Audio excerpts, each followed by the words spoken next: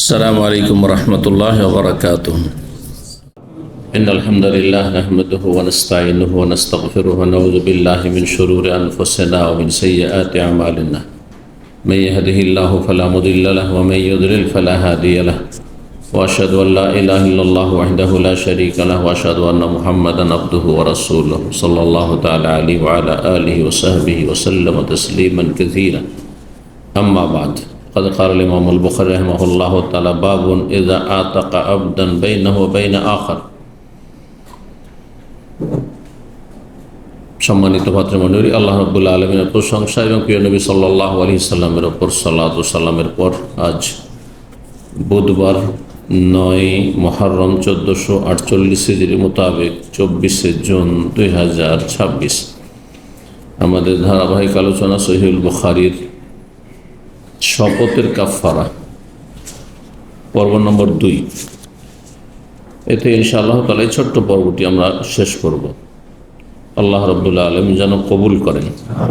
সব ভাইয়েরা এখানে অংশ নিচ্ছেন সরাসরি বিশেষভাবে তাদের জন্য, আর যারা পরোক্ষভাবে দূর দূরান্ত থেকে আমাদের দিনই ধারাবাহিক আলোচনাগুলি শুনে উপকৃত হচ্ছেন, আল্লাহ তাদেরকে উত্তম প্রতিদান দান করেন, রিজিকে বরকত দান করেন, বলা মুসিবত থেকে আপদ বিপদ থেকে আল্লাহ নিরাপদ রাখেন। ইমাম বুখারী বলছেন বাবু নিবাদ্য হচ্ছে এজা আতাকা আবদান বাইনহু বাইনা আখার।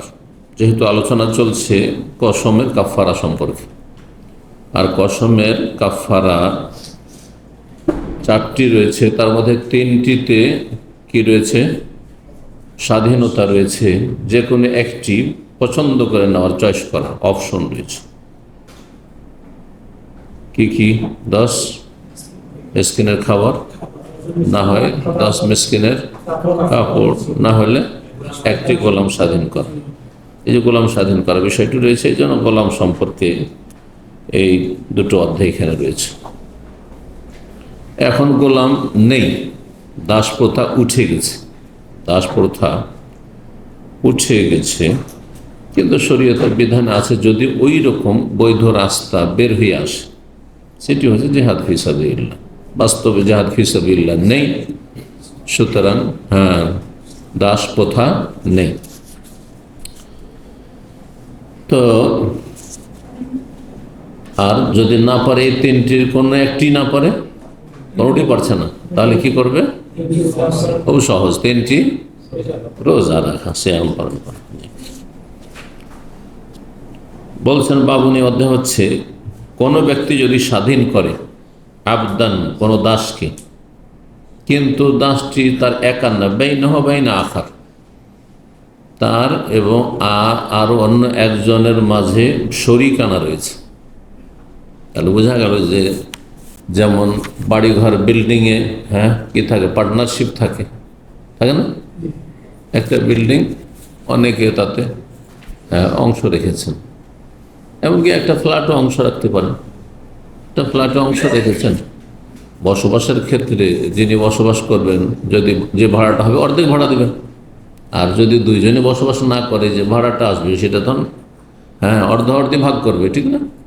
তাহলে একটি ফ্ল্যাট যদি থাকে তাতেও কয়েকজন ভাগ নিতে পারেন, যে একটি ফ্ল্যাট আমি তৈরি করতে পারবো না, আমরা 10 জন মিলে করি। এটা অভাবীদের জন্য একটা ভালো পলিসি টেকনিক, যে অভাবী লোক আস্তে আস্তে একটু উপরে ওঠার চেষ্টা করে, একাই করা সম্ভব না। সুতরাং বিশ্বস্ত ব্যক্তি, আমানতদার ব্যক্তি, এখনো সামান্য কিছু আছে, সামান্য কিছু মুসলিম সমাজ আছে আলহামদুলিল্লাহ, যারা আল্লাহ পরকাল সম্পর্কে চিন্তাশীল, তাদের সাথে করতে পারে আস্থা ভরসা থাকে। যেমন জমি জায়গায় তো ভাগ থাকতে পারে। এই জমিটা আমরা 2 ভাই কিনেছি, 2 ভাই বুঝছেন, বা 2 জন মানুষ আমরা কিনেছি। এই যে ব্যবসাটা শুরু করেছি, আজকাল যারা হজ বিল্ডিংয়ের, মক্কা মদিনার ব্যবসা, অধিকাংশ বিল্ডিংগুলিতে, হোটেলগুলিতে সব কি রয়েছে? পার্টনারশিপ রয়েছে, শরিকানা রয়েছে।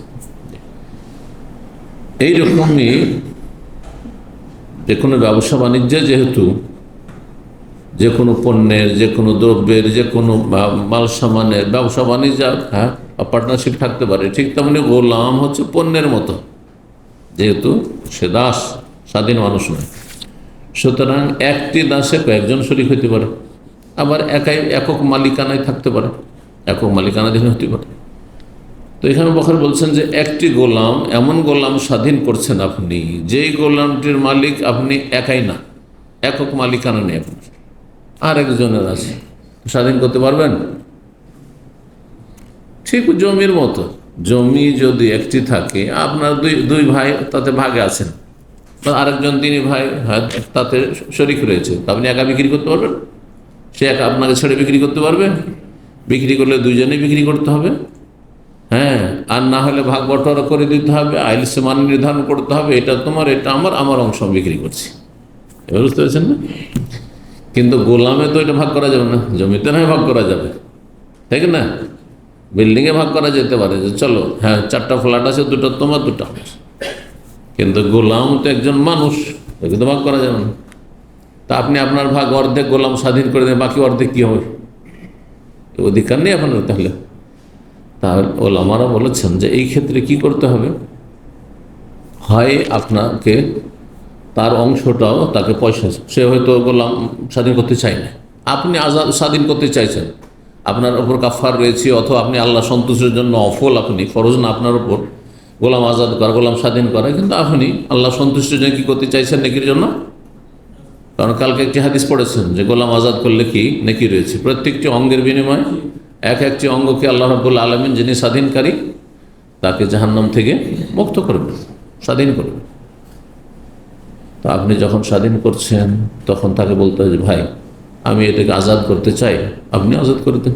আমি করতে চাই, তাহলে ভালো কথা। ভাই এই জমিটা আমি মাদ্রাসা মসজিদে ওয়াকফ করে দিতে চাই, আর আপনি ওতে অর্ধেক ভাগে আছেন, তো কী করছেন, কী করবেন, দেবেন? যে হ্যাঁ আমি দিয়ে দেবো, ভালো কথা, ঠিক ওই রকম। আর যদি মনে করেন যে উনি না ভাই আমি পারছি না, আপনি গোলাম স্বাধীন করবেন করেন, কিন্তু আমার অংশ আমি পারছি না, আমার প্রয়োজন আছে, অথবা কিরকম হতেও পারে, স্বাধীন করবেন আসে, তখন আপনি নিজের পয়সা দিয়ে তাকে স্বাধীন করেন, ঠিক আছে না? আর ঠিক আছে, অর্ধেক অংশের যে পয়সা লাগে, মূল্য লাগে, ওটা নিয়ে নাও, আর তাহলে স্বাধীন, তাহলে না পুরো স্বাধীন হবে, অর্ধেকটা তো স্বাধীন করা যায় না এইভাবে, একজনের গোলামিতে থেকেই যাচ্ছে, তাহলে তো স্বাধীন জীবনযাপন করতে পারছে না, ওর মনিবের স্বার্থে কাজ করতে হবে। কয়টি অবস্থা হইল দেখি, কি বুঝে, কয়টি অবস্থা হইল? একটা হচ্ছে যে যিনি আপনার শরীক, তাকে বললেন যে ভাই আমি স্বাধীন করছি, তুমি স্বাধীন করতে তোমার অংশটা। আরেকটি অবস্থা হচ্ছে যে নিজের পয়সা দিয়ে আপনি তার অংশটা, পয়সাটা দিয়ে দেন, দিয়ে আপনি স্বাধীন করে, দুটো অবস্থা হলো না? তৃতীয় অবস্থা, দুটোর কোনোটাই হচ্ছে না, আপনারও তো মানে ইয়ে নাই যে পয়সা দিব তার অংশটা, আমি কোনোরকম আমারটা হয়তো দিতে পারবো। তৃতীয় অবস্থা হচ্ছে যে তাহলে বাধ্যতামূলক ওই গোলামকে এতটা সময় দিতে হবে যে বাইরে উপার্জন করে যে অংশটা গোলামিত রয়েছে অর্ধেকটা, সেটা থেকে মুক্ত হইতে পারে, অর্থাৎ যে মালিক স্বাধীন করছে না তাকে পেমেন্টটা করে দিতে পারে। গতকালকে এক গোলামের মূল্যের কথা পড়েছেন, কত ছিল মূল্য? 800 দিরহাম। তাহলে 400 দিরহাম একজন হয়, 400 দিরহাম আরেকজন হয়, ওই 400 দিরহাম ইনকাম করার জন্য তাকে সময় দিতে হবে, ইনকাম করে ওকে দিয়ে দিবে, দিয়ে স্বাধীন হয়ে যাবে। বুঝতে পেরেছেন? কিন্তু এই মর্মে ইমাম বুখারী রাহিমাহুল্লাহর শর্ত মোতাবেক, যেহেতু ইমাম বুখারী রাহিমাহুল্লাহ হাদিস সহিহ নেওয়ার ক্ষেত্রে উচ্চ মানের সহিহ হাদিস নিতেন, অনেক সময় তার শর্তে আসতো না, অথচ হাদিসগুলি সহিহ, সেজন্য কোনো হাদিস নেই। এটি একটি জবাব, কোনো হাদিস নেই, কিন্তু এই অধ্যায়ের আন্ডারে কোনো হাদিস নিয়ে আসেননি বা নেই, এখানে শুধু অধ্যায়টি রয়েছে। আরেক দল ব্যাখ্যা করেছেন যে ইমাম বুখারী আগে অধ্যায়গুলো লিখে নিয়েছেন, পরে হাদিস তলাশ করেছেন, কিন্তু এটি খানিকটা অযৌক্তিক যে আপনি একটা বিষয়বস্তু হেডলাইন লিখে দিবেন, অথচ সে সম্পর্কে আপনার কোনো ম্যাটেরিয়াল নেই, আপনার কাছে কোনো রকমের তথ্য নেই, এটা হয়? তো এটা যদিও এক শ্রেণী ভাষ্যকাররা বলেছেন যে আগে তিনি অধ্যায় লিখেছেন, পরে হাদিস সংকলন করতে থেকেছেন, যেটা হাদিস পেয়েছেন, আর না হলে শূন্য রেখে দিয়েছেন। হ্যাঁ,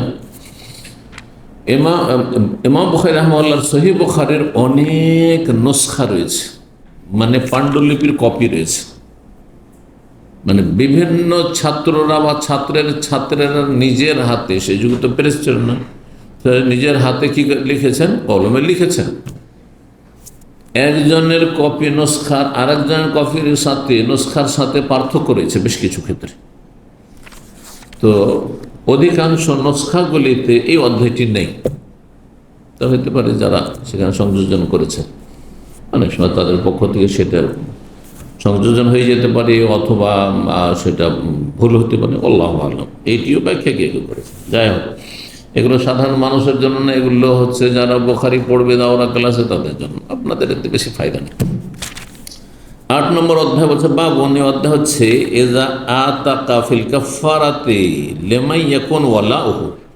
কাফারাতে যদি কেউ গোলাম স্বাধীন করে, এমনি যদি গোলাম স্বাধীন করে লিল্লাহ, আল্লাহ সন্তুষ্টির জন্য, নফল, তাহলে তো এই গোলাম যখন স্বাধীন হয়ে গেল, গোলাম কি হলো, স্বাধীন হল। আচ্ছা, গোলামের জীবনটা এমন জীবন যে গোলাম যখন হয়ে গেছে তো কোন দেশে তার বাড়ি ছিল আর কোন দেশে সে পৌঁছে গেছে, হয়তো তার বংশের সাথে কোনো যোগাযোগ নেই বা কাউকে চেনেও না, নাবালক অবস্থায় সে দাসে পরিণত হয়েছে, তারপরে জানেই না যে আমি কোন কোন এলাকার মানুষ ছিলাম, কোনখান থেকে আমাকে কি করা হয়েছে, মানে এই দাসত্বে পরিণত করা হয়েছে, কিভাবে আমি দাস হয়েছি। ইউসুফ আলাইহিস সালাম কয়েকবার বিক্রি হয়েছেন, কয়েক হাতে ক্রয় বিক্রয় হয়েছেন, হয়েছেন না? কোন দেশে চলে এসেছেন বিক্রি হয়ে, ঠিক না? ছিলেন প্যালেস্টাইনের সামদেশের, আর বিক্রি মিশরে পৌঁছে, মিশরের মার্কেটে বিক্রি, মিশরের মার্কেটে তখন সে কোথায় পৌঁছে যাচ্ছেন বিক্রি হয়ে শেষে?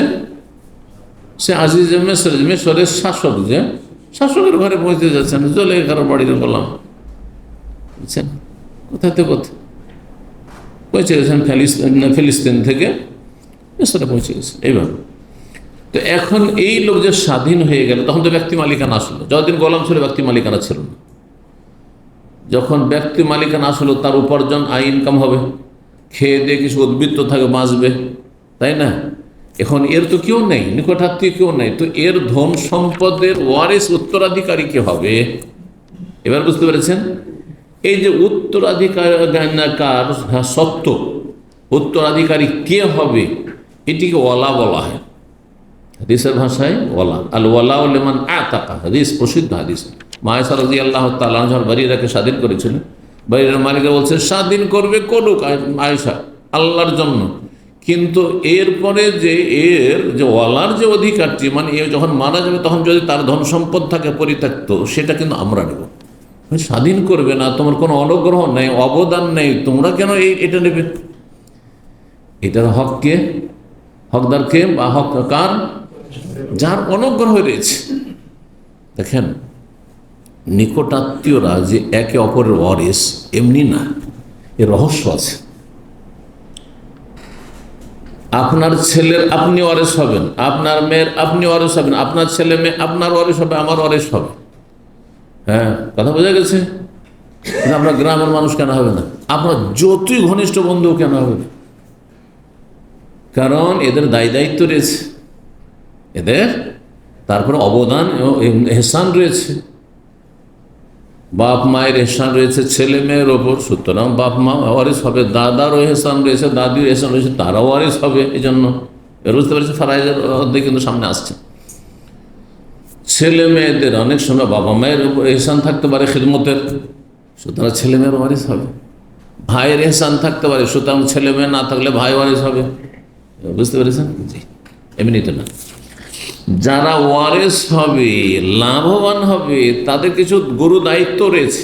এরকম বেশ কিছু মাসাইল রয়েছে, যেমন দিয়াত, রক্তপণ যখন দিতে হবে, সৌদি আরবে যে ইসলামিক দণ্ডবিধান রয়েছে, সেই ক্ষেত্রে রক্তপণ কে দিবে?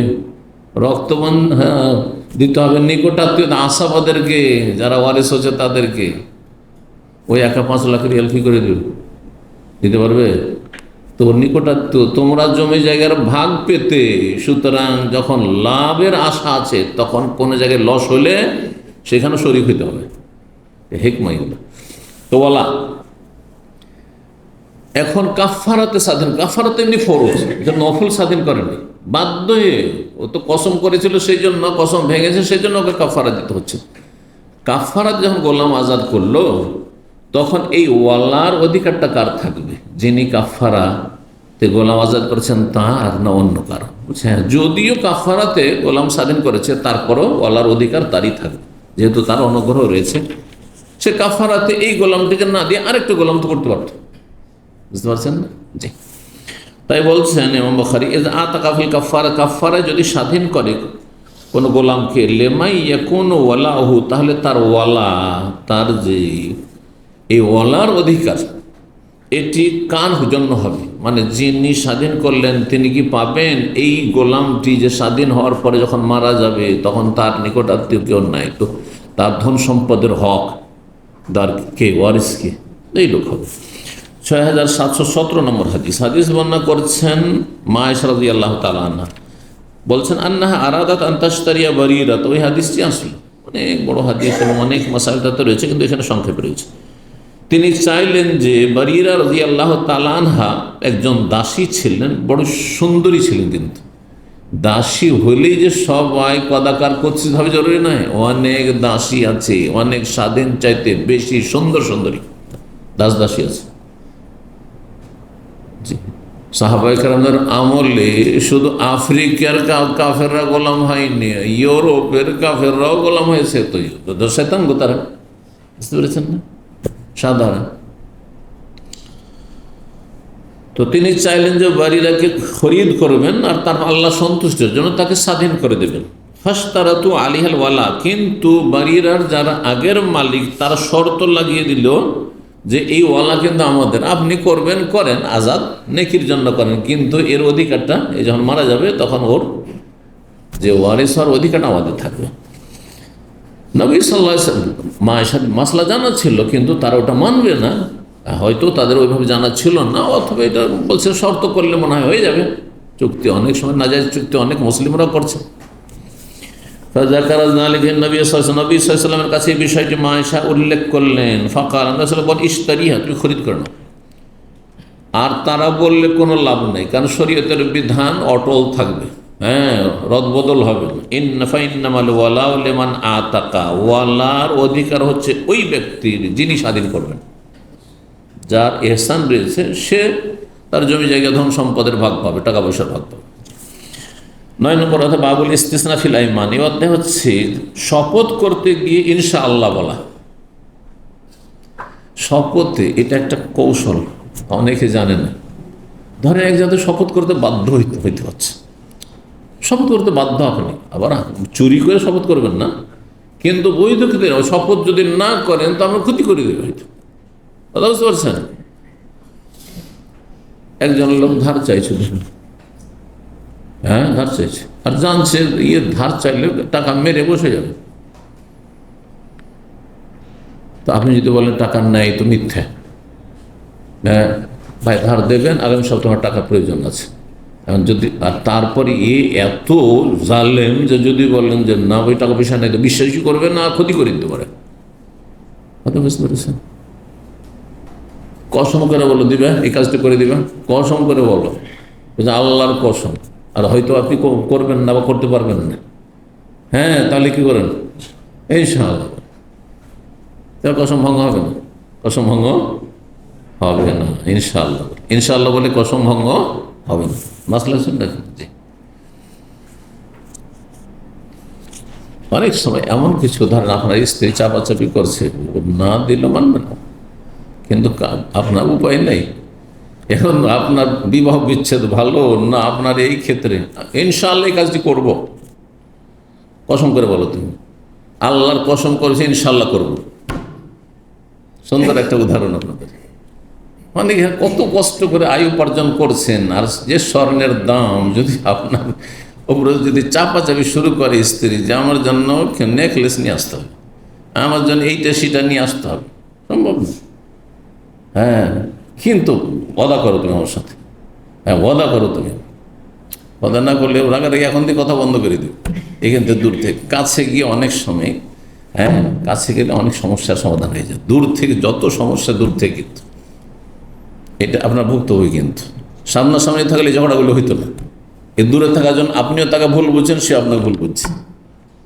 বাস্তবতা এটা, দাম্পত্য জীবনের বাস্তবতা। আল্লাহর কসম আমি এই কাজটি করব, এটা দিব, দিতে পারলেন না, কসম যে করেছেন কাফারাও লাগবে না, কারণ আপনি ইনশাআল্লাহ করেছেন। 6718 নম্বর হাদিস। এই জন্য কোরআন হাদিস জানলে অনেক জায়গাতে কিন্তু ছাড় আছে, অনেক জায়গাতে কি আছে, ডিসকাউন্ট আছে। কোরআন হাদিস না জানলে অনেক জায়গাতে ক্ষতি বেশি আছে। তার একটি উদাহরণ হচ্ছে গতকালকে যে আলোচনা এসছে, আপনার যদি আপনি এহরাম বিরোধী কাজ করে ফেলেন, এহরামে নিষিদ্ধ কাজগুলি করে ফেলেন, তাহলে ফিদিয়া 4টি না, 4টি। কিন্তু মানুষরা কি জানে, সাধারণ মানুষ, যে দম ছাড়া কোনো উপায় নেই। আরে আমি মুখ ঢেকে মাথা ঢেকে শুয়ে গেছিলাম, আমাকে এখন দম দিতেই হবে। বেদাতিরা তো 2-4-5টা দাম এমনি দিয়ে যায়। আর ওদের মূল মোয়াল্লেমগুলো একটা ইনকাম সোর্স, যে কত না ভুল হয়েছে, কত পশম পড়েছে, কত চুল পড়েছে, কোনখানে কি করে দিয়েছো, কোনখানে নখ ছিঁড়েছো, চামড়া ছিঁড়েছো, ভুল হইতেই পারে, কোনখানে হয়তো ঘুমের অবস্থায় মাথা ঢেকে নিয়েছো, দাও 5টা দম দিয়ে দাও। যার কাছ থেকে ইনকাম করে এই অসৎ মোয়াল্লেমগুলো, বুঝতে পারছেন, বেদাতিদের। কারণ আমি গিয়েছি আর পাশাপাশি ওই বেদাতিরা হজ করেছে, ওদের কাছ থেকে জানি কে 5টা পয়সা আছে, কে 5টা দম দিচ্ছে, কে 3-4টা দিচ্ছে। কিসের দম? বলছে মেলা ভুল হয়েছে, এই জন্য দিয়ে দিলাম। বেদাত এটি। আপনাকে নিশ্চিত জানতে হবে যে আসলে আপনি ভুল করেছেন, তখন আপনি দম দিবেন। আচ্ছা, তারপরে দমে কি দিতে হবে? আল্লাহ কি বলছেন? ফাফিদিয়াতুম মিন সিয়ামিন আও সাদাকাতিন আও নুসুক। তিনটি রয়েছে। ফাফিদিয়াতুম মিন সিয়াম, রোজা, আর না হলে সাদাকা। তো অপশন যে কোনো একটা করতে পারেন, এইটা যে না পারলে তো কোরবানি আজকাল 700-800 রিয়াল না হলে কোরবানি হয় না, দম হয় না। আর এখন না 3টা রোজা মাত্র বিনা পয়সাতে হয়ে যাবে। আচ্ছা, যদি আপনি মানে রোজাও না রাখেন তো কি 6 মিসকিনের খাবার 6-15-90-100 রিয়ালে হয়ে যাবে, হবে না? এই জন্য বলছি যে অনেক জায়গাতে শরীয়তের মাসলা মাসায় জানলে অনেক ক্ষয়ক্ষতি থেকে বাঁচতে পারবে, আর না জানলে ক্ষতিগ্রস্ত, দিনেরও ক্ষতি, দুনিয়ারও ক্ষতি। আবু মুসা আশআরী রাদিয়াল্লাহু তাআলা আনহু বলছেন, আতাইতু রাসূলুল্লাহ সাল্লাল্লাহু আলাইহি ওয়াসাল্লাম ফি রাহাতি মিনাল আশআরিয়িন। এই হাদিসটি কয়েকবার করে এসেছে, এই জন্য এখানে সংক্ষেপে আলোচনা যথেষ্ট। আবু মুসা আশআরী তার গোত্রের কয়েকজনকে সাথে নিয়ে রাসূলুল্লাহ সাল্লাল্লাহু আলাইহি ওয়াসাল্লামের কাছে এসেছিলেন। বলছেন ফি রাহাতি মিনাল আশআরী গোত্রের কয়েকজন লোকের সাথে বা প্রতিনিধি দলের সাথে আমি এসেছিলাম। কিসের জন্য? অভাবী, তাদের কাছে উট নেই বাহনের জন্য, আর উট হচ্ছে মরুভূমির জাহাজ। আস্তাহমেল, নবী সাল্লাল্লাহু আলাইহি ওয়াসাল্লামের কাছে বাহন চাইতে এসেছিলাম, সওয়ারি চাইতে এসেছিলাম। ফাকালা, বললেন নবী সাল্লাল্লাহু আলাইহি ওয়াসাল্লাম। সেই সময় নবী সাল্লাল্লাহু আলাইহি ওয়াসাল্লাম হয়তো কোনো ক্ষেত্রে অসন্তুষ্ট ছিলেন, রাগান্বিত ছিলেন, আর আগের অবস্থায় ওই সময় এরা পরিস্থিতি না বুঝে চেয়ে ফেলেছে। আর যা চেয়েছে তা ছিল না নবী সাল্লাল্লাহু আলাইহি ওয়াসাল্লামের কাছে, একটি উট ছিল না বাইতুল মাল। আল্লাহ, আল্লাহর কসম করে বলছে, লা আহমেলুকুম, তোমাদেরকে আমি সওয়ারি দেবই না, বাহন দেব না। মাইন্ডিমা আহমেলুকুম, আর আমার কাছে নেইও যে তোমাদেরকে বাহন দেব, কিছু নেই আমার কাছে। মাশা আল্লাহ, তারপরে আল্লাহ যতক্ষণ চাইলেন আমরা অবস্থান করলাম, থাকলাম মদিনায়। ফাউতিয়া বিএবিলিন, কিছুক্ষণ পরেই বা কয়েক ঘন্টা পরেই কি হয়েছে, বেশ বেশ কিছু উট চলে এসছে। এবেল একটি উটকে বলা হয়, আর একটা উটের একটি পালকেও বলা হয়, বা একগুচ্ছ উটকে বলা হয়। তো কয়েকটি উট চলে এসছে বাইতুল মালে। ফামার আল্লাহ নবী সালাসে জাওদিন, আমাদের ক্ষেত্রে নির্দেশ দিলেন যে 3টি উট দিয়ে দেওয়া হোক। তাহলে বোঝা গেল যারা 3 জন ছিল, রাহাত সর্বনিম্ন 3 জন থেকে নিয়ে 9-10 জন পর্যন্ত রাহাত বলা। ফালাম্মান তালাকনা, তারপরে উট নিয়ে তো আমরা চলতে লাগলাম নিজের এলাকার উদ্দেশ্যে। তাহলে বাদন আলে বাদিন, তখন আমাদের একে অপরকে বলতে লাগলো যে আমরা তো একটা ভুল করলাম। নবী সাল্লাল্লাহু আলাইহি ওয়াসাল্লাম কসম করে বলেছেন আল্লাহর কসম দেব না, আর নবী সাল্লাল্লাহু আলাইহি ওয়াসাল্লাম হয়তো কসম করেছেন, এটা ভুলেও গেছেন। কসম করেছেন তো কসমটাকে রক্ষা করলে তাহলে তো দিতেন না, তো উনি হয়তো ভুলে গেছেন। আর এইভাবে নবী সাল্লাল্লাহু আলাইহি ওয়াসাল্লাম ভুলে থেকে গেলেন, স্মরণ করে এলাম না, আর উঠে নিয়ে সুবিধাবাদী চলে গেলাম, তা আল্লাহ তো বরকত দেবে না, গুনাহগার হয়ে যাবো। আল্লাহ ভয়, লা ইউবারিকুল্লাহ, আল্লাহ আমাদের বরকত দেবেন না। আতাইনা রাসূলুল্লাহ, আমরা তো আসলাম রাসূলের কাছে, নাস্তাইনু, তার কাছে সওয়ারি চাইতে। তখন তিনি ফাহালাফা, কসম করে নিলেন, আল্লাহ ইয়াহমেলানা, আমাদের কোনো সওয়ারি দেবেন না। আর কিছুক্ষণ পরে আবার আমাদেরকে সওয়ারি দিয়েও দিলেন। ফাঁকা আবু মুসা বলেন, ফাতাইনা, আমরা ফিরে আসলাম নবীর কাছে। তাহলে মদিনা থেকে ওরা রওনা দিয়ে দিয়েছিল, হয়তো কাছাকাছি ছিল, ফিরে আসলো। ফাজাকারনা যালিক, বিষয়টি নবী সাল্লাল্লাহু আলাইহি ওয়াসাল্লামের কাছে আলোচনা করলাম বা উল্লেখ করলাম। ফাকালা, তখন নবী বললেন যে আমি বলিনি, মা আনা হামালতুকুম, আমি তোমাদেরকে আসলে বাহন দিইনি, আল্লাহ সুব্যবস্থা করেছে। মানে এই সময় হঠাৎ করে মোট চলে আসবেন, আমি তো নিজেও ভাবিনি। গায়েব তো নবী সাল্লাল্লাহু আলাইহি ওয়াসাল্লাম জানতেন না যতক্ষণ আল্লাহ না জানাতেন। বালিল্লাহু হামালাকুম, বরং আল্লাহ তোমাদেরকে কি দিয়েছেন, সওয়ারির ব্যবস্থা দিয়েছেন। ইন্নি, আর শোনো, আমি ওয়াল্লাহি, আল্লাহর কসম করে বলছি, ইনশাআল্লাহ, এই যে ইনশাআল্লাহ, ওয়াল্লাহি ইনশাআল্লাহ, আল্লাহর কসম করে বলছি, আল্লাহ চাইলে। এই যে আল্লাহ, নবী সাল্লাল্লাহু আলাইহি ওয়াসাল্লাম বলেন আর ইনশাআল্লাহ, কাফারা দিতে হবে না যদি এর বিপরীত হয়। কিন্তু ইনশাআল্লাহ না বললে, আর যদি কাজটি কসম ভঙ্গ হইতো, কসমের বিপরীত হতো, তার কাফারা দিতে হইতো। তাহলে বোঝা গেল যে ইনশাআল্লাহ বলে কসম করা যাবে, আর সে কাফারা লাগবে না। লা আহলিফা আলা ইয়ামিনিন, আমি কোনো বিষয়ে যদি হলফ করি, কসম করি, তারপর আমি দেখি যে ফারা গায়রাহা খায়রান, কিন্তু যে কসম করলাম যে বিষয়ের ওপর, তার বিপরীতটি যদি আমি উত্তম দেখি, উৎকৃষ্ট দেখি, যার ওপর কসম করে তার চাইতে, তাহলে কি করি, ইল্লা কাফফারতু আইয়ামিনি, আমার কসমের কাফফারা দিয়ে দিই। আগে কসমের কাফফারার কথা উল্লেখ করা হলো, তাই না? ওয়া আতাইতুল্লাযী হুয়া খায়রুন, আর ওই কাজটি আমি করে ফেলি যেটি বেশি ভালো। অকাফারত, এবং কাফারা দিয়ে দিই। কাফারার কথা দুইবার করে আসে। তো সামনে একটা অধ্যায় কিন্তু আসবে যে আগে কাফারা না আগে কসম ভাঙা। যদি আপনাদের জিজ্ঞাসা করা হয়, কেউ কসম করেছেন আপনাদের মধ্যে, কেউ জীবনে কোনো দিন আর কাফারা দিয়েছেন? মাশাআল্লাহ, আমাদের লোকেরা কসম করতে জানে না। আরবদের মতো হলে তো কত কসম এতদিন হয়ে যেত, তাই না? কেউ জীবনে কসম করেননি, হ্যাঁ, জীবনে শপথ করেননি আর শপথ ভাঙেননি। কাফারা দেওয়ার দরকার পড়েছে? পড়েনি, মানে কসমের আছেনি আপনি। আবার গুনহার কসম নয়, অমুকের সাথে কথাই বলবেন না, আর তারপরে ওপরে অটল থেকে গেল, গুনাহগার হবে না, বুঝছেন না? না, জায়েজ কাজের উপরে অবিচল থাকা যাবে না, ভাঙতেই হবে কসম করে। আমি একবার কসম করেছিলাম, হাসপাতাল গল্প করে, আমার 25 বছর, 24-25 বছর বয়স। তার আগে থেকে আমার কসমটা করা ছিল, আর তার ভেঙে গেল ব্যাপারটা ওই বিয়ের সময় পান খেতে গিয়ে। মিষ্টি পান, জর্দা পান তো জীবনে ছুঁইনি, মিষ্টি পান খেতে মজাও লাগতো, মিষ্টি দিয়ে আর মুড়ি দিয়ে আর এইসব দিয়ে। তো জবরদস্তি আমার সম্বন্ধী বুঝলেন তো। তো এখন পান খাওয়াবেই, খাবো না, খাওয়াবেই, তো খেয়ে ফেলেছে। কিন্তু তার এক কসম করা চলে, আল্লাহর কসম পান খাবো না। কাফারা ভেঙে গেছে, কাফারা দিতে হয়েছে। তারপরে তখন আমার ওর অবিচলই আছি এখন। তারপর আর কখনো মানে ধারের কাছেও যায়নি, আর পানকে কাছে আসতে দিই। আর বাড়িতে তো প্রশ্নে উঠে না।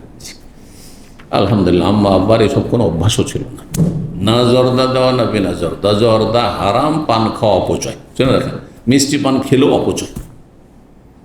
হারাম বললাম না, কারণ অপচয় সবসময় হারাম হয় না, কখনো অপছন্দনীয় মাকরুহ হয়, বুঝছেন না? যেমন আপনার বাসায় পাক করে খেলে 10 রিয়াল, 5 রিয়াল, 10 রিয়ালে হয়ে যেত, আর গিয়ে আপনি 25-30 রিয়ালের বিরিয়ানি হোটেলে খেয়ে নিলেন, অপচয় তো হইল, কিন্তু এটা কি হারাম হয়ে যাবে? কিন্তু একে যদি গিয়ে 100 রিয়াল, 200 রিয়াল খরচ করে খেয়ে নেন, ওই রকম একবারে ভিআইপি হোটেলে গেলেন না, সি ফুড খাবো, একবারে বিল হয়ে গেল 300-400-500, তাহলে বলো হারাম। মিঠি বুঝতে পারছেন না? জি, সাধারণ লোকের কথা বলছি, যারা যেমন স্ট্যাটাসের, যেমন পয়সাওয়ালা, ওই হিসাবে তখন হালাল হারামের বিষয়টি, জায়েজ না জায়েজ বিষয়টি নির্ধারিত হবে। সবার জন্য একই রকম না। কি বলছিলাম? হ্যাঁ, কাফারার কথা মাসলা জিজ্ঞেস করছিলাম যে আগে কাফারা দেবেন না আগে ভাঙবেন? দুটোই জায়েজ আছে, দুটোই জায়েজ আছে। এই মর্মে এই হাদিসটি আছে 6719 নম্বর হাদিস। জি, বলছেন ইমাম হাম্মাদ ওয়াকালা, এবং বলেছেন, তাহলে হাম্মাদ আগের হাদিসে আছে, হাম্মাদ জি, তিনি বর্ণনা করেছেন যে এই যে হাম্মাদ ইমাম বুখারী ওস্তাদের ওস্তাদ, কালা হাদাসানা কুতাইবা বিন সাঈদ, কালা হাদাসানা হাম্মাদ, হ্যাঁ হাম্মাদের ওস্তাদ গায়রে ইবনে জারীর, তার ওস্তাদ বলেছেন হাদিস বর্ণনা করে যে নবী সাল্লাল্লাহু আলাইহি ওয়াসাল্লাম কি বলেছেন, ইল্লা কাফফারতু আইয়ামিনি, আমার কসমের কাফারা আমি দিয়ে দেবো, ওয়া আতাইতুল্লাযী হুয়া খায়রুন, এবং সেই কাজটি আমি করে ফেলব যেই কাজটি বেশি ভালো, বেশি ভালোর জন্য আমি কসম ভঙ্গ করলাম যে ভালো কাজটি করি, কসম ভেঙে দিই। আও আতাইতুল্লাযী হুয়া খায়রুন ওয়া কাফফারতু, অথবা বর্ণনাকে সন্দেহ বলেছেন যে আমি সেই কাজটি করে ফেলব এবং কাফারা দেব, তাহলে জায়েজ দুটোই। 10 নম্বর অধ্যায়ে ওই বিষয়টি মাসলাটি আসবে, ওতে আমাদের আলোচনা শেষ হয়ে যাবে। 6720 নম্বর হাদিস, হাদিস বর্ণনা করছেন আবু হুরায়রা রাদিয়াল্লাহু তাআলা আনহু, তিনি বলেন সুলাইমান আলাইহিস সালাম নবী, আর তার বাবাও নবী, বনি ইসরায়েলদের নবী। তারা বনি ইসরায়েলে বহু নবী এসেছেন, তার মধ্যে যেসব নবীদের নাম আমরা জানি কোরআনে কারিমে তাদের জানি, একমাত্র মুহাম্মদ সাল্লাল্লাহু আলাইহি সাল্লাম ইসমাইল আলাইহিস সালামের বংশের নবী, আর বাকি সবাই হচ্ছে ইসমাইল আলাইহিস সালামের ভাই যে ইসহাকের বংশ পরম্পরা নবী। যতগুলি বনি ইসরাইল নবী এসেছেন ইসহাক আলাইহিস সালামের পরে, ইসহাকের ছেলে ইয়াকুব তিনিও নবী, ইয়াকুবের ছেলে ইউসুফ তিনিও নবী, আর দাউদ, সুলাইমান, জাকারিয়া, ইয়াহিয়া, আইয়ুব, ইউনুস সবাই হচ্ছেন বনি ইসরাইলের নবী। কিন্তু জি, তো সুলাইমান আলাইহিস সালাম একদিন বললেন লা আতুফান্নাল লাইলা, কসম করে বলেছিলেন। এই লা আতুফান্না যখন থাকে তখন এখানে কসম উজ্জ্বল থাকে, আর কোনো জায়গায় কসম স্পষ্ট আছে। আমি অবশ্যই শপথ করে বলছি, আজকের রাতে আমি মিলিত হব আলা 90 জন স্ত্রীর সাথে, মানে তাদের সাথে আমি সহবাস করব। স্ত্রী, এই হাদিস কিন্তু এর আগে এসেছে, তখন এর ব্যাখ্যা দুটো হইতে পারে। সেই যুগে 4-এর অধিক বিবাহ জায়েজ ছিল, আর জায়েজ ছিল। আগের যুগে অনেক কিছু জায়েজ ছিল যেটা ইসলাম সীমিত করে দেওয়া হয়েছে, বোঝা গেছে না? ইসলাম মধ্যম পন্থা। আগের যুগে অনেক আবার নাজায়েজ কঠোরতাও ছিল ইসলামে, তাতে প্রশস্ততা এসেছে, দুই রকমই।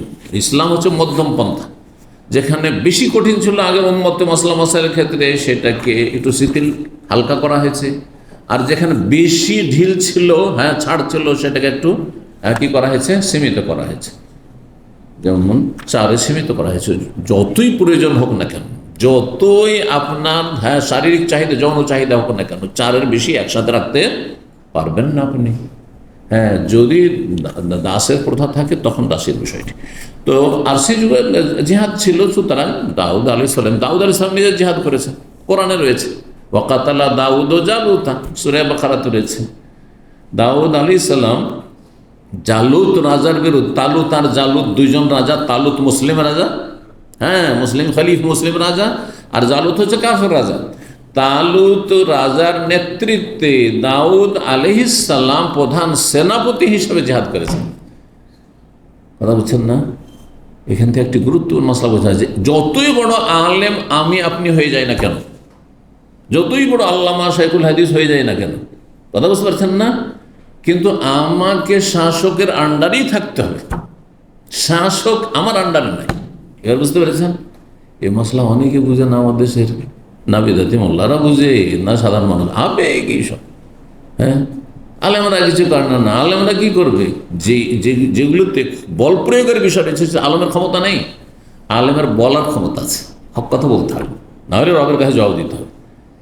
কিন্তু ক্ষমতার প্রয়োগ, যার কাছে ডিফেন্সের ব্যবস্থা আছে, কাউকে যখন মারতে যাবেন তো সে ছেড়ে দেবে নাকি? তো যখন সে ছেড়ে দেবেন না, তো মার খাওয়ার ভয়ও আছে, তাহলে আপনার কাছে ডিফেন্স, প্রতিরক্ষার ব্যবস্থা থাকতে হবে না, প্রতিরোধের ব্যবস্থা থাকতে হবে না? আলেমের কাছে আছে না? নেই। আপনার মতো সাধারণ চলাফেরা করছে, সাধারণ নাগরিকের মতো। সুতরাং এসব কথাবার্তা হচ্ছে জঙ্গিদের কথাবার্তা, বাড়াবাড়ি কথাবার্তা, কখনো না। জি। তো সুলাইমান আলাইহিস সালাম 90 জন স্ত্রীর সাথে একদিন নিয়ত করলেন যে আজকে রাত্রে আমি তাদের সাথে সহবাস করব। হয় আসলে স্ত্রী 90 জন ছিল, অথবা যতটা স্ত্রী তার ছিল, বাকিরা কি ছিল? দাসী ছিল। আর শরীয়ত সম্মত দাসী হইলে তাদের সাথে দাসীর মনিব, অন্য কেউ না। হ্যাঁ, মনিবের গেস্ট এসছে আর সে পরিবেশন করবে। আজকাল যেমন হচ্ছে হারামখোরদের, চরিত্রহীনদের সমাজে, পরিবারে, এসব নয়। কথা বুঝতে পারছেন না? জি। তো আমি 90 জন নারীর সাথে মিলিত হব, স্ত্রী না বলে নারী বললে তাহলে দুটোই ব্যাখ্যাকে সামিল হয়। নারী নিজের স্ত্রী হইতে পারে, আবার দাসী নারী হইতে পারে। আর নিয়ত করলেন কি? সৎ নিয়ত।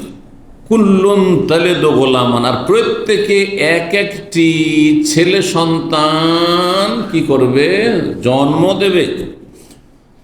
আর তারা কি করে? ইউকাতিল ফি সাবিল, আল্লাহর রাস্তায় সশস্ত্র লড়াই করবে। তাহলে বোঝা হয় দাউদ আলাইহিস সালাম যেমন লড়াই করেছেন তার বাবা, তেমন সুলাইমান আলাইহিস সালাম নবীও নিজে কি করে জেহাদ করেছেন, লড়াই করেছেন। হ্যাঁ, আর তার বনি ইসরাইলদের, হ্যাঁ, এই যে ইহুদি খ্রিস্টান যাদের দোহাই দিয়ে থাকে তাদেরই নবী ছিলেন। বোঝা গেছে না? আমাদের নবী, তাদের নবী তারা ছিলেন। সুতরাং তারা জিহাদকে টেরোরিজম বলবে, তাহলে আগে ফতোয়া দিতে হবে দাউদ আর সুলাইমান সম্পর্কে তাদেরকে। বোঝা গেছে না? দাউদকে খ্রিস্টানরা, ইহুদিরা ডেভিড বলে। ডেভিড খ্রিস্টানদের নাম দেখছেন না? ডেভিড, দাউদ। বোঝা গেছে? মূসা মুজেস, ঈসা হচ্ছে জিসাস, বুঝতে পেরেছেন? ইউনুস হচ্ছে জুমন। জি, এইভাবে তাদের নবীগুলো। জি। তো জিহাদ হচ্ছে ন্যায্য অধিকার হাসিলের জন্য লড়াই। যেমন স্বাধীনতার যুদ্ধ। কে বলবে যে স্বাধীনতার যুদ্ধ অবৈধ? যে বলবে সে স্বাধীনতা বিরোধী। তাহলে তোমার দেশের স্বাধীনতা অবৈধ ছিল, হয়ে যাবে না? দেশদ্রোহী হয়ে যাবে। যেমন স্বাধীনতার যুদ্ধ আপনার জমির জন্য, ভূমির জন্য স্বাধীনতার যুদ্ধকে আপনি বলছেন যে বৈধ, ভালো কাজ করেছেন আপনি, কিন্তু আপনার বিরোধী যারা ছিল, যাদের বিরুদ্ধে স্বাধীনতার আন্দোলন লড়াই করেছেন, তারা আপনাদেরকে জঙ্গি বলেছে, বলেনি? এটাই দুনিয়া। জি, ঠিক ওই রকম মজলুম ফিলিস্তিনিরা তাদের ভূমির জন্য, হ্যাঁ, তাদের দেশের জন্য, তাদের জমি, তাদের জায়গা, তাদের বাড়িঘর রক্ষা করার জন্য লড়াই করছে। সুতরাং এটি হচ্ছে স্বাধীনতার লড়াই, এটি জেহাদ এবং এটি স্বাধীনতার লড়াই। কিন্তু ইহুদি অভিশপ্ত মালাউনরা কি বলছে? যে এরা হচ্ছে টেরোরিস্ট, এরা হচ্ছে জঙ্গি, তাই না? এটা প্রতিটি যুগের ট্যাগ দেওয়া হয়েছে। এতে বিচলিত হবে না, কিন্তু বুঝতে হবে জেহাদ মানে ফাসাদ নয়, জেহাদ মানে শান্তি প্রতিষ্ঠা। জেহাদ মানে ক্যান্সারের চিকিৎসা করা, অস্ত্রোপচার করা, অপারেশন করা। অপারেশন পয়সা দিয়ে করে নিয়ে আসছেন, জি, কিন্তু যার তার জন্য না, সরকারের নেতৃত্ব। কথা বুঝতে পেরেছেন? জেহাদ সম্পর্কে ভুল বুঝলে জঙ্গি হয়ে যাবে। আর আরেক দল ভুল বুঝেছে, মানে মুসলিম হয়ে মোনাফেক হয়ে গেছে, কাফেরদের সুরে কথা বলছে, ইহুদি নাসারাদের সুরে, হ্যাঁ, বিজাতের সুরে কথা বলছে ইসলামের বিরুদ্ধে। সুলাইমান আলাইহিস সালাম এই কথা বললেন, কিন্তু এই যে বললেন যে আমি এই কাজ করব, ইনশাআল্লাহ বললেন, আগামীতে ভবিষ্যতে যে কোনো কাজ করবেন। সুন্নত হচ্ছে কি বলা? আল্লাহ চাইলে, কারণ আল্লাহ না চাইলে কিছু হবে না। আল্লাহ না চাইলে আপনি এই কাজটিও করতে পারবেন না, যে কাজটি আপনার ক্ষমতাধীন, হয়তো যেমন সহবাস করা তার কাজ। কিন্তু হ্যাঁ, সন্তান সন্ততি গর্ভধারণ করা, হ্যাঁ, বা স্ত্রীদের গর্ভধারণ করা, এটা কার কাজ? নিজের কাজ, রব্বুল আলামিনের কাজ।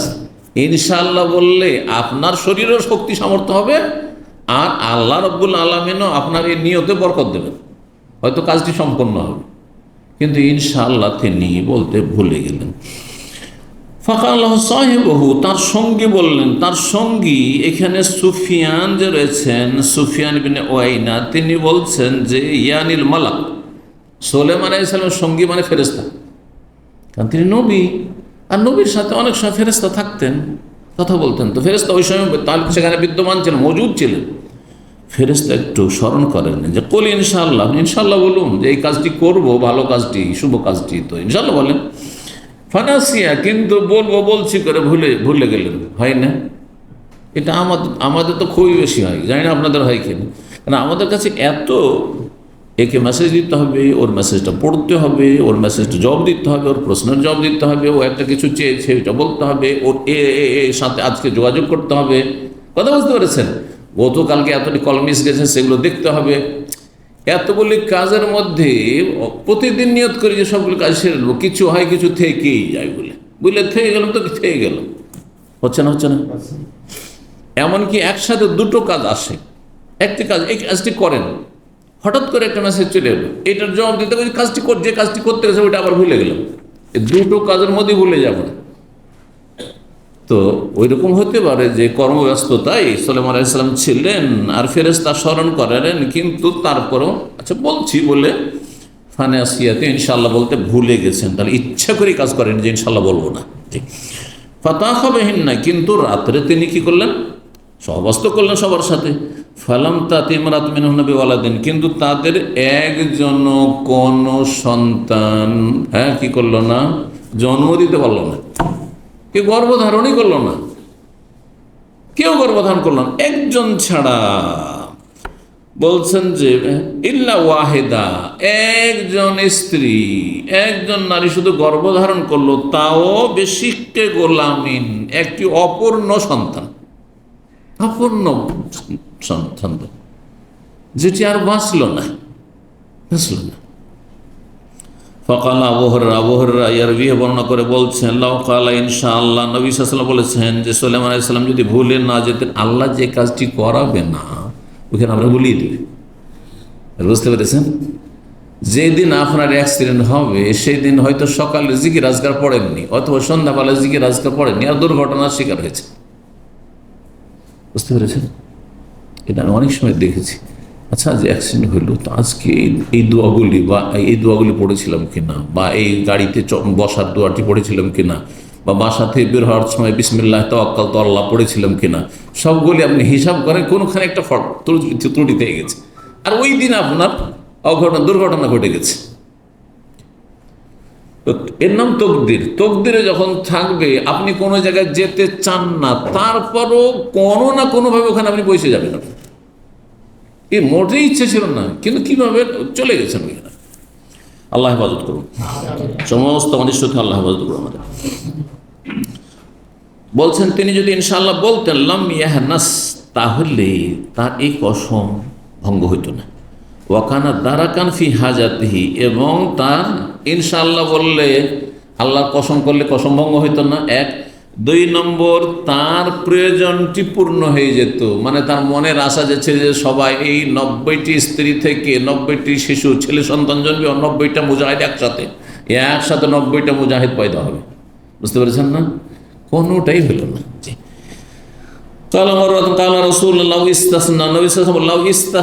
মানে সে যদি ইনশাআল্লাহ বলতো, এইরকম অন্য আরো সূত্রে বর্ণনা করেছেন। 10 নম্বর বাবুল কাফারাতে কাবুল আল হিনস ওয়া বাদ, এই অধ্যায় হচ্ছে কাফারা দেওয়া, আদায় করা।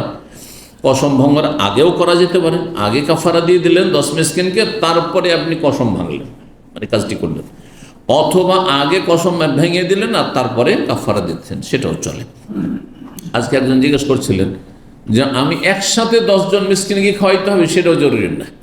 ধরেন আপনার জরুরি নয় যে 10 জন মিসকিন গ্রামে খুঁজে পাচ্ছেন না, অথবা এখানে 10 জন মিসকিন আমি তলাশ করবো, জমা করবো, তারপর একসাথে খাওয়াবো 10 জন, জরুরি না। একজন মিসকিনকে আপনি 10 দিনের বা 10 বারের খাবার দিয়ে দিলেন, হ্যাঁ। অথবা আপনি বললেন যে এই 10 দিন আমার কাছে তুমি খাবে, এই 10টা দিন প্রতিদিন একবার করে আমার কাছে খাবে, আমার সাথে খাবে, 5 জনকে খাওয়াইতে পারেন, হ্যাঁ 5 জনকে, কিন্তু 10 মানে 5 দুগুণে 10, 2 দিন করে দিয়ে দিলেন ওই মিসকিনকে। ধরে এক মিসকিন যদি 2 বার করে খাই, তাহলে 10 মিসকিনের খাবার হয়ে গেল, সেটাও হইতে পারে। তো জাহাদাম আল জারমি 6721 নম্বর হাদিস তিনি বর্ণনা করেছেন। এই হাদিসও এর আগে গিয়েছে, মুরগি খাওয়ার হাদিস মনে আছে, মোরগের গোস্ত খাওয়ার হাদিস কার মনে আছে? কোন একদিন গেছে বা একাধিক। কন্যা ইন্দা আবু মুসা, একদিন আমরা আবু মুসা আশারি রাদিয়াল্লাহু তাআলার কাছে ছিলাম। ওয়াকানা বাইনানা ওয়া বাইনা হাযাল হাই মিন জারম ইখাউন মারুফুন। এই জাহাদাম জারমি বলছেন যে আবু মুসা আশারির সাথে ছিলাম, আর আমাদের মাঝে আর এই বংশে যে জারম বংশের মাঝে আমাদের ভ্রাতৃত্ব এবং সদাচরণের সম্পর্ক ছিল, মানে মিত্রতার সম্পর্ক ছিল। আরবরা এরকম গোত্রীয় শাসনের কারণে এক বংশ আর এক বংশের সাথে একটা চুক্তি রাখত, হ্যাঁ, যে বিপদ আপদে আমরা আছি তোমাদের সাথে, তোমরা আমাদের সাথে থাকবে। আজকাল আন্তর্জাতিক চুক্তির ক্ষেত্রে এরকমটা খানিকটা আছে। পৃথিবীতে দুটো ব্লক আছে, কথা বলছেন, একটা হচ্ছে আমেরিকান ব্লক আর একটা হচ্ছে চায়না ব্লক। একসময় ছিল সোভিয়েত ইউনিয়ন ব্লক, সোভিয়েত ইউনিয়নের পতনের পরে আর টুকরো হয়ে যাওয়ার পরে এমন চায়না, কেউ আছে চায়নামুখী তো কেউ আছে আমেরিকামুখী, তাই না? বাকি পৃথিবীর সবগুলো দেশই ভাবে আছে, বিভিন্ন আপনার প্রতিরক্ষার ক্ষেত্রে আরও বিভিন্ন বিষয়গুলোর ক্ষেত্রে। কাল ফাকুদ্দেমা তমহ, তার খাবার পেশ করা, আবু মুসা আশের খাবার পরিবেশন করা হলো। কাল ওকুদ্দেমা ফি তমিল্লাহ মুদাজাজিন, তার যে খাবার পরিবেশন করা তাতে ছিল মোরগের গোস্ত। কাল অফিল কওমের রাজুল বাইনি তামিল্লাহ, সেই লোকজনের মাঝে একজন তাইমুল্লাহ গোত্রের লোক ছিল। আহমার, সে শ্বেতাঙ্গ ছিল। কান্নাহ, মনে হচ্ছিল তাকে দেখে যে সে স্বাধীনকৃত গোলাম ইউরোপের, হ্যাঁ, তখন পূর্ব ইউরোপে ইসলাম পৌঁছে গিয়েছিল, বা রোমান যাদেরকে বলা হয়, রোমি গোলাম ছিল। আর এদের রং হচ্ছে ইউরোপিয়ানদের মতো আজকালকে সাদা, শ্বেতাঙ্গ। আমার মানে লাল, কিন্তু আসল উদ্দেশ্য হচ্ছে শ্বেতাঙ্গ। কালাফালাম ইয়াদুন্নু, ওই লোকটি, সবাই খেতে বসেছে মোরগের গোস্ত দিয়ে, কিন্তু ও খাবার দস্তরখানের কাছাকাছি হচ্ছে না, দূরে বসে আছেন। ফকাল আবু মোসা বললেন, ওদনু, কাছি আসো। ফাইননি কাদার আয় তো রসুল ইয়াকুল মিনহু, আমি দেখেছি রসুল্লাহ সাল্লামকে যে তিনি খেয়েছেন মোরগের গোস্ত, আমি মোরগের গোস্ত করছি, খাও। কাল, তখন সে বলছে যে আমি মোরগের গোস্তকে হারাম মনে করছি না, কিন্তু এমনি রায় তো ইয়াকুল সাইয়ান কাজের তহু, আমি এই মোরগটিকে এমন কিছু নোংরা মানে মল খেতে দেখেছি, পায়খানা খেতে দেখেছি, যেটা আমাকে কি হয়েছে, অরুচিকর হয়েছে আমার জন্য, বা আমাকে দেখে ঘৃণা হয়েছে। আপনি নিজের চোখে যদি দেখেন যে হ্যাঁ মলমূত্র কিছু খাচ্ছি, সেটা জবাই করে সাথে সাথে 2-4 ঘন্টার মধ্যে খেতে পারবেন না? এটা অরুচিকর কাজ করবে, খেতে পারবেন না। ফাহালাফতো, তখন আমি দেখেই এই যে নোংরা বস্তু খেতে দেখেছিলাম এই মোরগটিকে, তখন আমি কসম করে নিয়েছি, আল্লাহ আতামাবাদান, এটা জবাই করলো, এর গোস্ত আমি খাচ্ছি না, আমি নিজে চোখে দেখেছি। কালা উদনু, এই মর্মে একটি কথা বলি।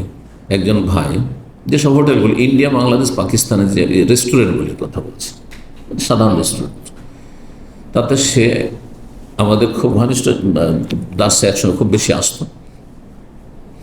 তিনি রিসেপশনে কাজ করেছেন, মানে ক্যাশের দায়িত্বে কাজ করেছেন। তো আমি তাকে বললাম, রেস্টুরেন্টের নাম বললাম না, অনেকে চেনে ফেলবেন, সেই জন্য এসিগো আসবে, সিকিউরিটি আছে। তো অনেক আগের ঘটনা, 5-7 বছর 10 বছর আগের ঘটনা। তো ওকে বলছি যে তাহলে তো একদিন কথায় বলছি, তাহলে তো আপনি ডেইলি রেস্টুরেন্টের খাবার খাচ্ছেন, কারণ যেহেতু আপনি ক্যাশিয়ার, টাকা তো আপনার হাতেই, তো আপনি তো সেখানকার আপনি একজন মানে চাকরিজীবী, সুতরাং ডেইলি আপনি হোটেলেই খাচ্ছেন। তখন বলছে, শেখ, যদি কেউ নিজের চোখে দেখে সে রেস্টুরেন্টের অবস্থা আর খাবার দাবার কীভাবে পাকশাক হচ্ছে, আর ঘুমে আর বিভিন্ন এতে আর কি, হ্যাঁ, ময়লা আবর্জনার মাঝে, তাহলে সে রুচি করে খেতে পারবে না। না দেখে খাচ্ছে, খুব চাকচিক্য, খুব সুন্দর খাবার পেশ করলো, খুব খাচ্ছে, ঠিক আছে, কিন্তু চোখে যদি দেখে নেন ওই অবস্থাগুলি, তাহলে খেতে পারবেন না। ওই রকমের সেমইয়ের অবস্থা।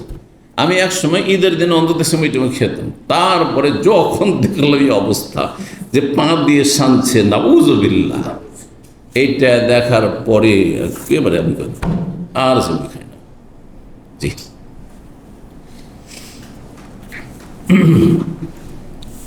তাহলে ওদন্য আবু মুসা আশআরী বলছেন যে কাছে আসো, ও খবর কান জালিক, আমি বলছি তোমাকে, আমরা একদিন রাসূলুল্লাহ সাল্লাল্লাহু আলাইহি ওয়াসাল্লামের কাছে আসলাম, ফি রাহতিমিল আশারি, একদল আশারিকে নিয়ে, ওই 3 জন আশারি গোত্রের লোক নিয়ে আবু মুসা আশারী আসতাম এলো বাহন চাইতে, ওই আগের হাদিসটি। সেই সময় নবী সাল্লাল্লাহু আলাইহি ওয়াসাল্লাম সাদাকার উটগুলি, নামান, নাম মানে হচ্ছে উট, উটগুলি বিতরণ করছিলেন। অহওয়া, সেই সময় রাগান্বিত ছিলেন, আর বিতরণ করে আমরা আস্তে আস্তে শেষ হয়ে গেছে, ফুরিয়ে গেছে। যখন আমরা এসে চাইলাম, তখন তিনি কসম করে বললেন, লা আহমেলকুম, তোমাদেরকে আমি সওয়ারি দেব না, অমাইন্দি মাহমেল, আর নেইও আমার কাছে, কি দেবো তোমাদেরকে। কালফান তালাকনা, তখন আমরা চলে গেলাম সেখান থেকে। রাসূলুল্লাহর কাছে কিছুক্ষণ পরে কি আসো, ফির নাহাবে এবলিন, গনিমতের কিছু উট আসলো, নাহাব মানে লুণ্ঠিত উট, তার মানে গনিমতের কাফেরদের থেকে যুদ্ধের ময়দানে লুণ্ঠিত গনিমতের উট আসলো। ফাকিলা, তখন বলা হইল, নবী সাল্লাল্লাহু আলাইহি ওয়াসাল্লাম বললেন সাহাবায়ে কেরামদেরকে যে আইনা হাউলাইল আশআরি, এই যে আশআরি লোকগুলো কয়েকজন একটু আগে এসেছিল, সওয়ারি চাইতে, উট চাইতে এসেছিল, ওরা কোথায়? ওরা ভয়ে চলে গেছে দূরে, যে আমরা এমন হয়তো ভুল কাজ করলাম, নবী সাল্লাল্লাহু আলাইহি ওয়াসাল্লামকে অসন্তুষ্ট করে দিলাম, চলে গেছে, একটু দূরে সরে গেছে। আইনা হাউলাইল আশআরিয়ুন ফাআতাইনা, তখন আমাদেরকে ডেকে নিয়ে আসা হলো, আমরা আসলাম। ফাআমারানা বিখামসি যাদিন, এখানে 5টি উটের কথা রয়েছে, হতে পারে যে প্রথম 3 জন, তারপরে আরো 2 জন হয়েছে, 5 জন হয়েছে। 5টি উট নিয়ে আসা হলে, এমন উট গুররি জোড়া, যেগুলির চূড়া, চূড়াকে আরেকটি ভাষায় কি বলা হয়, কি বলা হয়, যে চূড়া, উটের চূড়া এই বুঝেন না, ষাঁড়ের চূড়া, হুজ, জি, উটের চূড়াটা ছিল একবারে সাদা আর দেখতে সুন্দর ছিল। এক কথায় উটগুলি সুন্দর, যত সুন্দর হবে আপনার বলদ বা ষাঁড়, তত বেশি চূড়া উঁচা হবে, এটা বলার উদ্দেশ্য, মানে সুন্দর ছিল আর কি। কালা ফান্দাফানা, আমরা গেলাম, আসলাম, ছুটে আসলাম। ফাকুল তোলে আসহাবি, সাথী সঙ্গীদেরকে বললাম, আমরা তো নিয়ে টান দিলাম, কিন্তু আবার চিন্তা করলে ভুল কাজ করলাম। সাথী সঙ্গীদেরকে বললাম, আমরা রসুলের কাছে যখন এসেছিলাম, নাস্তামেল বাহন চাইতে, তখন তিনি তো কসম করে নিয়েছিলেন যে আমাদেরকে বাহন দেবেন না, তারপর আমাদেরকে আবার ডেকে পাঠালেন আর আমাদেরকে বাহনও দিয়ে দিলেন। নাসিয়া রসুল ইয়ামিনাহু, হয়তো রসুল তার কসমটিকে ভুলে গেছেন, যে কসম করেছেন, না হইলে কাজ করতেন আর দিতেন না, আমাদের কসম করেছেন তো করেছেন। ওয়াল্লাহি, আল্লাহর কসম করে, লাইন তাগাফফালনা রাসূল আল্লাহ, আমরা যদি রাসূলুল্লাহ সাল্লাল্লাহু আলাইহি ওয়াসাল্লামকে তার শপথটি এরকম ভুলিয়ে রাখি, তিনি ভুলে থেকে গেলেন আর আমরা চুপচাপ উট নিয়ে চলে আসলাম, লা নুফলিহ, আল্লাহ তো জানতেন, তাহলে কখনো আমরা সফল হব না, আমাদের বরকত হবে না, ইরজিউ না, চলো আমাদেরকে নিয়ে ফিরে চলো রাসূলুল্লাহ সাল্লাল্লাহু আলাইহি ওয়াসাল্লামের কাছে। ফাল নুযাক্কিরহু ইয়ামিনু, তাকে স্মরণ করাই, ইয়া রাসূলুল্লাহ আমাদেরকে দেবেন না বলে তো আপনি কসম করেছেন। ফারাজানা, ফিরে আসলাম, এসে বললাম, ইয়া রাসূলুল্লাহ তাইনাকা, যখন এসেছিলাম আপনার কাছে বাহন চাইতে, তখন আপনি তো কসম করেছিলেন যে আমাদেরকে দেবেন না, আবার তারপর আমাদেরকে বাহন দিলেন, তো আমাদের ধারণা হইল বা চিন্তা করলাম যে আপনি আপনার কসম হয়তো ভুলে গিয়ে আমাদেরকে দিয়েছেন। কালা, তখন নবী সাল্লাল্লাহু আলাইহি ওয়াসাল্লাম বললেন, ইনতালিকু, যাও যাও যাও, কোনো অসুবিধা নেই। ফাইন্নামা হামালাকুম, আল্লাহ তোমাদেরকে বাহন দিয়েছেন, আমি তখন দেখছি নেই আর তোমরা চাইছো, আর সেই সময় মন মেজাজ ভালো ছিল না, সেই জন্য আমি কসম করে আর আগে বলে দিয়েছিলাম যে আল্লাহর কসম দেব না, কিন্তু আল্লাহ তোমাদের বাহনের ব্যবস্থা করেছেন। একটু পরে উঠ চলে এসছে, ইন্নী আল্লাহ, আর আমি আল্লাহর কসম করে বলছি ইনশা আল্লাহ, এই যে ইনশা আল্লাহ আছে, কি লা হালিফ আলাই আমিন, কোনো বিষয় যদি হলফ করি, ফারা গাইরা খায়রান, আর তারপরে অন্যটিকে যদি ভালো মনে করি, তার চাইতে, যে কসম করেছি তার চাইতেও বেশি অন্য বিষয়টিকে, যেটি বিপরীত বিষয় সেটিকে ভালো মনে করি, ইল্লা আতাইতুল্লাহি ওয়া খায়র, যেটা ভালো সেটা করে ফেলি, ওয়া তাহাল্লালতুহা, কসম থেকে আমি মুক্ত হয়ে যাই, মানে মুক্ত হওয়া মানে কি, কাফারা দিয়ে, কাফারা দিয়ে মুক্ত হবে। কসম ভাঙলে কি করতে হবে, কসমের কাফারা দিয়ে মুক্ত হইতে হবে, নাহলে গুনাহগার হবে, এটি আর কি। 6722 নম্বর হাদিস, এর মাধ্যমে শেষ হবে ইনশাআল্লাহ। বলছেন আব্দুর রহমান ইবনে সামরা রাদিয়াল্লাহু তাআলা আনহু, তিনি বলেন, কালা রাসূলুল্লাহ সাল্লাল্লাহু আলাইহি ওয়াসাল্লাম, রাসূলুল্লাহ সাল্লাল্লাহু আলাইহি ওয়াসাল্লাম বলেছেন, লা তাসআলিল ইমারাতা, তুমি নেতৃত্ব চেয়ে নিও না, নেতৃত্ব চেয়ে নিও না, কোনো পদ চেয়ে নেবেন না। পদ চাইলে তাতে বরকত থাকে না, সে সাংগঠনিক পদ হোক, রাষ্ট্রীয় পদ হোক, কথা বুঝতে পেরেছেন, এই গণতন্ত্রের ইলেকশনের পদ হোক, মেম্বার ভোটে আপনি গ্রামের মেম্বার হচ্ছেন, চেয়ারম্যান ভোটে দাঁড়াচ্ছেন আপনি, অথবা আপনি অন্য কোনো ভোটে ইলেকশনে দাঁড়াচ্ছেন, আপনি পৌরসভার ভোটে দাঁড়াচ্ছেন আপনি, অথবা আপনি এমপি ভোটে আপনি সংসদ প্রার্থী হচ্ছেন, অথবা কোনো সংগঠন আপনি করেন আর সেই সংগঠনে আপনি আগ্রহী যে আমাকে যেন সম্পাদক বানানো হয়, না হয় সহ সম্পাদক, কমপক্ষে একটা যেন আমাকে কি দেওয়া হয়, পদ দেওয়া হয়, অথবা আমাকে সভাপতি করতে হবে। সুবহানাল্লাহ, আশ্চর্য, সহি আকীদার সংগঠন, আর তারপরে কাউকে সংগঠনের একটা পদ দেওয়া হয়নি, সেই জন্য কিছু লোককে নিয়ে তৈরি করে গ্রুপিং করে তারপরে কত কি যে করে, এরা আল্লাহ হিদায়াত দান করে। এই হাদিসকে ভুলে যায় তারা, অথচ তারা এক শ্রেণীর আলেম, কোরআন হাদিস পড়েছে, আমলে কেন এত উঠতে উঠি। বরং আপনাকে যখন যোগ্য মনে করে পদ দিতে চাইবে, আপনি পদ থেকে সরে দাঁড়াবার চেষ্টা করবেন, পালাবার চেষ্টা করবেন। তারপরে জবরদস্তি যদি চাপিয়ে দেওয়া হয়, তখন আপনাকে আল্লাহ বেশি তৌফিক দেবেন এবং তাতে বরকত দেবেন, আপনার দ্বারা কিছু কাজ হবে। কথা বুঝতে পেরেছেন? এই গণতন্ত্রের সবচেয়ে বড় খারাপ দিকগুলি তো মেলা আছে, কিন্তু একটি গুরুত্বপূর্ণ খারাপ দিক হচ্ছে কি, যে এতে পদ চাওয়া ছাড়া কেউ ক্যান্ডিডেট হতে পারে না। প্রার্থী মানে কি, আপনাকে গিয়ে বলতে হবে যে আমি সাহেব, আপনি মানে এমপি ভোটে কি হতে চাই, প্রার্থী হতে চাই। এবং শুধু প্রার্থী না, গ্রামে গ্রামে গিয়ে, বাড়ি বাড়ি গিয়ে ভোট ভিক্ষা করতে হয় যে আমাকে ভোট দিয়ে না, আমাকে মানে পদটা দিয়ে না, আমাকে ভাষা যেটাই বলেন না কেন, একটু খিদমতের সুযোগ দিন, একটু সেবা করার সুযোগ দিন, আর কত কি বলে না, আমি জাতির সেবা করতে চাই। সব ধোঁকাবাজি, সব ধোঁকাবাজি। আপনি আপনার পকেট ভর্তি করতে চান, আপনার দুনিয়ার স্বার্থ পুরা করতে চান, আপনি কেন পদ চেয়ে নেবেন? আপনি কথা বুঝতে পারছেন? জি। তো গণতন্ত্রের ইসলাম বিরোধী মেলা দিক রয়েছে, তার মধ্যে এটি একটি দিক। আর একটি দিক হচ্ছে কুফরি দিক, হচ্ছে যে জান্নাতি জাহান্নামী সমান, জান্নাতি জাহান্নামী সমান। লম্পট জীবনে আল্লাহকে সেজদা করেন একদিন, আর যে ফরজ সেজদা করে, নফল সেজদা করে, তাহাজ্জুদ পড়ে, সালাতুদ দুহাও পড়ে, জীবনে এক ওয়াক্ত নামাজ পড়েনি 7 বছর থেকে। কথা বলছেন? জীবনে এক ওয়াক্ত নামাজ পড়েনি, একটা সেজদা ছাড়েনি। দুইজনের ভোট সমান। আল্লাহ বলছেন সূরা হাসরে, লা ইয়াস্তাউই আসহাবুন নার ওয়া আসহাবুল জান্নাহ, জান্নাতি এবং জাহান্নামী সমান না, কখনো সমান না। শুধু তাই নয়, কোরআনে বিভিন্নভাবে বিভিন্ন উপমা দিয়ে আল্লাহ বুঝিয়েছেন। রৌদ্র আর ছায়া সমান না, রাত আর দিন সমান না, আলো আর অন্ধকার সমান না, জ্ঞানী আর মূর্খ সমান না, ইত্যাদি ইত্যাদি। কত নেবেন এরকম? আর এখানে সমান। আল্লাহর ওলি শয়তানের ওলি সমান, আল্লাহর দুশ্মন আল্লাহর দোস্ত সমান, আলেম আর জাহেল সমান। আপনাদের সাথে যদি ভোট দিতে যাই, তো আপনারা যদি ধরেন অধিকাংশরাই অন্য একজনকে দিলেন, আর আমার সাথে যারা আসলো তাদের সংখ্যা কমে গেল, তাহলে আমি হেরে গেলাম, আপনারা জিতে গেলেন। এটার নাম গণতন্ত্র না? আর এটা দিয়ে আপনার হচ্ছে না, নেতা নির্বাচন হচ্ছে না, যার ফলে এই নেতৃত্বে কোনো বরকতি নেই। এই কাঠামোতে কোনো বরকতি নেই, অশান্তি আর অশান্তি। জি, এক অশান্তি যাচ্ছে আর এক অশান্তি চলে আসছে, বাস্তব। আল্লাহ হেফাজত করুন। আল্লাহ মুসলিমরা এত দূর সরে গেছে ইসলাম থেকে, অকল্পনীয়। এগুলো নিয়ে মাঝে মাঝে আমরা গভীরভাবে চিন্তা করি আলেমদের সাথে বসে, যে ফিকার কিতাব যেসব মাসলা মাসাইলগুলি আছে, এই মুসলিম উম্মাহ এগুলো থেকে কত দূরে চলে গেছে।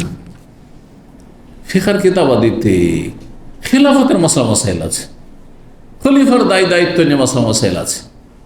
এই গণতন্ত্র মাসলা মাসাইল কোথায় পাবেন আপনি? এই কুফরি মতবাদের মাসলা মাসাইল কোথায় পাবেন আপনি? কথা বুঝতে পেরেছেন? অবাক হয়ে যাবেন। হাদিস ওয়ালা হারাজ বলে শেষ করা যাবে না। যাই হোক, হাদিসটা শেষ করি। নবী সাল্লাল্লাহু আলাইহি ওয়াসাল্লাম বলছেন, লা তাসালিল ইমারাতা, ইমারত চেয়ে নিও না, নেতৃত্ব, ছোট নেতৃত্ব বড় নেতৃত্ব চেয়ে নিও না। কেন? ফাইন্নাকা ইন উতিতান গায়র মাসআলাতিন, তোমাকে যদি নেতৃত্ব দেওয়া হয় বিনা চাওয়াতে, গায়র মাসআলা, গায়র মানে না, বিনা চাওয়াতে, তাহলে কি হবে? ও এনতা আলাইহা, তোমাকে সাহায্য করা হবে। কার পক্ষ থেকে? আল্লাহর তরফ থেকে আসমানি সাহায্য নেমে আসবে। ওয়াইন উতিতাহা আম মাসআলাতিন, আর তোমাকে তোমার চাওয়ার ভিত্তিতে যদি নেতা বানানো হয়, নেতৃত্ব দেওয়া হয়, ওকেলতা ইলাইহা, তাহলে এই নেতৃত্ব তোমার কাঁধে সুপর্দ করে দেওয়া হবে এবং আল্লাহর কোনো সাহায্য সহযোগিতা হবে না, কোনো সাহায্য হবে না। আল্লাহর ক্ষেত্রে সহযোগিতা শব্দটি চলবে না, কিন্তু আমি অনিচ্ছাকৃত বের করেছি। সহযোগিতা কাকে বলে? যে আপনার সাহায্য আমি করবো, আপনি আমার সাহায্য করবেন। কথা বলছেন না? অনেক সময় আমরা না বুঝে সাহায্য সহযোগিতা, না প্রতি শব্দ নেই, সাহায্য মানে আল্লাহর পক্ষ থেকে সাহায্য, কিন্তু আমি আল্লাহর কি সাহায্য করবো? বুঝতে পেরেছেন? জি। এইরকমই এক ভাই গত সপ্তাহে জিজ্ঞাসা করছিলেন, জোবেল থেকে এসে জিজ্ঞাসা করছেন, জুমার দিনে যে আসে ভাইরা, বলছে আল্লাহ পরিকল্পনা কি বলা যাবে? একজন এইরকম বক্তা বলেছে, বলছে হারাম বলো এটি। পরিকল্পনা কার লাগে? পরিকল্পনা অনুমান ভিত্তিক পরিকল্পনা, যে এই যে প্ল্যানিং, এর মাধ্যমে আমি এত দূর পৌঁছব, এটা কাজ কর, তাই না? তো যে জানে না আগামী দিনগুলো যে কি হবে বা আমার এই রেজাল্ট ভালো হবে না মন্দ হবে, তার জন্য পরিকল্পনা লাগে, প্ল্যানিং লাগে, তাই না? আল্লাহকে জানেন না যে আল্লাহকে পরিকল্পনা করতে হবে? মোটেই না। আল্লাহ কোন ফায়াকুন, হয়ে গেল, কোনো পরিকল্পনা নেই। এবার বুঝতে পেরেছেন বেয়াদবি এটি, আল্লাহর সাথে সৌলাদা বেয়াদবি। তো অনেক সময় এই বিষয়ে ভাষাগুলি আমরা আল্লাহর ক্ষেত্রে অনেকে প্রয়োগ করে ফেলে বেয়াদবি করে। আল্লাহ মাফ করুন এবং আল্লাহ সঠিক বুঝদান করুন। ওয়াইদা হালাফতা আলা ইয়ামিনিন, আর যখন কোনো বিষয়ে কসম করবে, তাহলে নেতৃত্বের বিষয়টি আসলে এই হাদিসে, আর দ্বিতীয় বিষয়টি আমাদের আজ অধ্যায়ের সাথে সম্পর্কিত।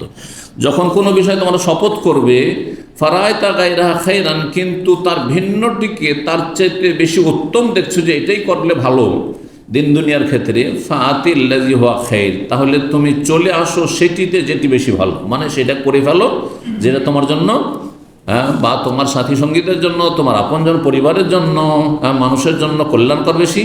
ওয়াকাফির আইয়ামিন, কসম যেহেতু ভঙ্গ হয়ে গেল, তোমার কসমের কাফারা দিয়ে দাও। এ হাদিসের সমর্থক হাদিস আরও 2-3টি এসেছে অনুরূপভাবে, এইভাবেই কয়েকটি সনদগুলি বর্ণনা করেছেন। এখানে আজকের আলোচনা শেষ হচ্ছে। ও জাযাকুমুল্লাহ খায়র। আল্লাহ আপনাদের ভালো করুন, রিজিকে বরকত দান করুন, দিন দুনিয়া সার্বিক কল্যাণ দান করুন। সুবহান রাব্বিকা রাব্বিল ইজ্জাতি আম্মা ইয়াসিফুন, ওয়া সালামুন আলাল মুরসালিন, ওয়ালহামদুলিল্লাহি রাব্বিল আলামিন।